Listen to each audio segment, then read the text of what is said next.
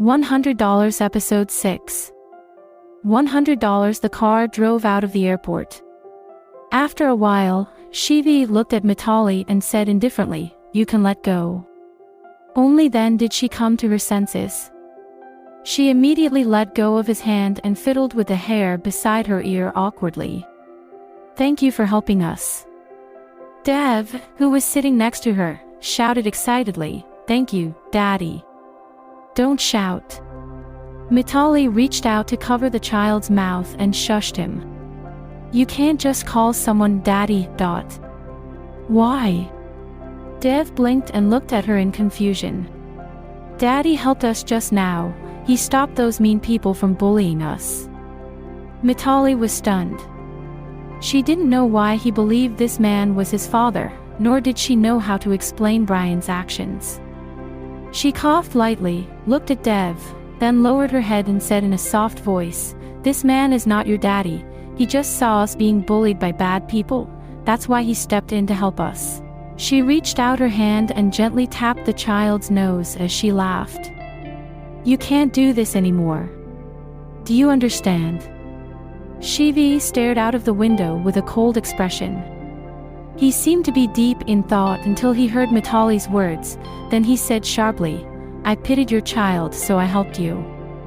Don't take my kindness as a charity that you can ask for any time." He turned his head to look her up and down, then folded his arms and turned away again. "And I won't take responsibility for the actions of a woman like you." Obviously, he had heard what Rohan had said about Dev being illegitimate. These words stabbed Mitali's sore spot and her expression hardened. She had been grateful to him for saving her, but now it seemed there was no difference between him and Rohan. They both saw her as nothing more than a speck of dirt.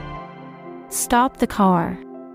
She didn't want to say anything else, so she signaled the driver to stop with an expressionless face.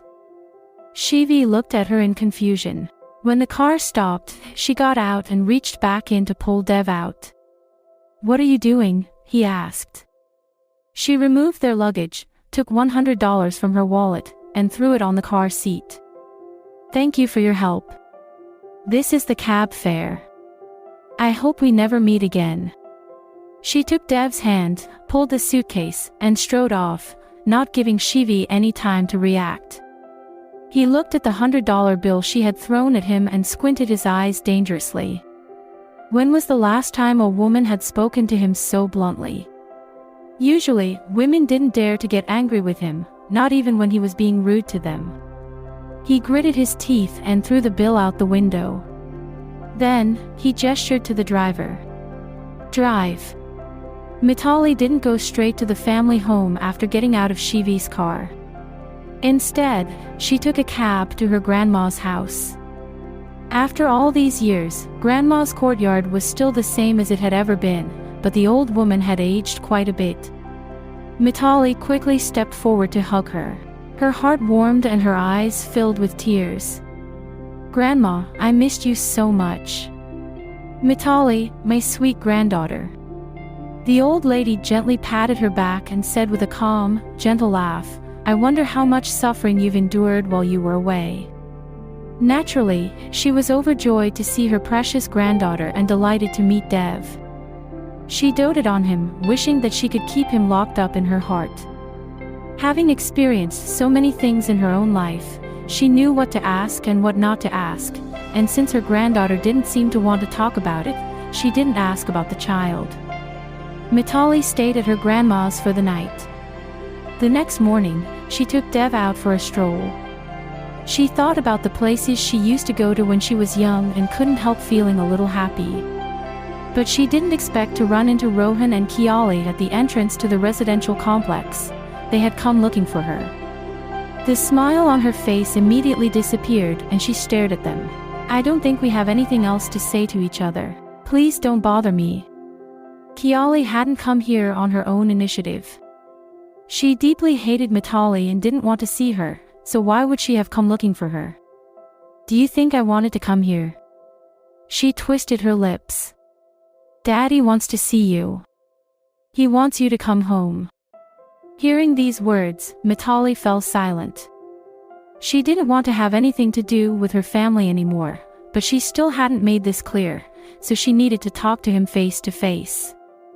She stood there quietly for a long time before she took Dev and put him into their car. On the way, no one said a word. The car soon arrived at the family home. Looking through the window, she saw that the yard was pretty much the same as it had been when she left, but the situation was different now.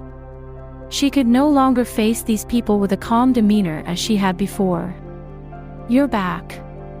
As soon as she stepped into the house with Dev, her stepmother Rosie came hurrying over. She put on a warm and gentle expression and said, "You must be tired from traveling. Was the flight okay? Are you hungry? Mary, please prepare some food for Mitali," she said to the house cook. Mitali watched her fake sincerity and felt extremely disgusted. Rosie had ignored her for the past 5 years and had never cared about her in the least, but now she was showing all this enthusiasm. "I know you don't like me." She gave her an unappreciative look. "You don't have to do this. What did you say to your mother?" Tom's sullen voice came from the living room. When he came out and looked at the child in Mitali's arms, he frowned. "I sent you out of the country to reflect on your behavior, but instead you brought back a bastard." His entire body filled with anger and his finger trembled as he pointed at Dev. "Let me tell you, I will not accept him as part of the Davidson family."